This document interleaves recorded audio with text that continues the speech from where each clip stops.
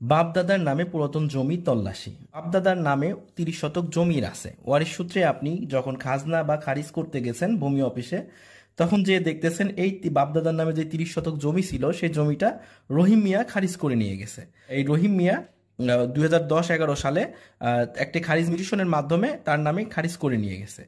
এখন আপনি ভাবতেছেন যে আমার বাবা দাদা তো জমি আমার জানার মতো বিক্রি করে নাই, তাহলে রহিম মিয়া কিভাবে তা জমিটা পেলো, কিভাবে সে খারিজ করলো, কোনো দলিল টলিল আছে কি না? এটা যাচাই করতে হলে আপনাকে কি করতে হবে? এটা যাচাই করতে হলে আপনাকে একদম একটা মহল কাগজ বা ফর্ম উঠাতে হবে। উঠালে দেখতে পারবেন এখানে কার কাছ থেকে জমিটা ক্রয় করেছে, কোন দলিল বলে ক্রয় করেছে, দলিল নম্বর এবং দলিলের তারিখ সব কিছুই কিন্তু সেই রিপোর্ট ফর্মে কিন্তু দেওয়া থাকবে। আশা করি বুঝতে পেরেছেন। রিপোর্ট ফর্ম আপনারা কোথায় পাবেন, কিভাবে উঠাবেন, আর এটার কোথায় কিভাবে কি লেখা থাকে এটা নিয়ে একটা ফুল কোর্সের ভিডিও যদি চান তাহলে ভিডিওটা শেয়ার করে কমেন্টে লিখে জানাবেন। আর ভিডিওটা পেতে অবশ্যই চ্যানেল পেজটিকে ফলো দিয়ে রাখবেন। ধন্যবাদ। আসসালামু আলাইকুম।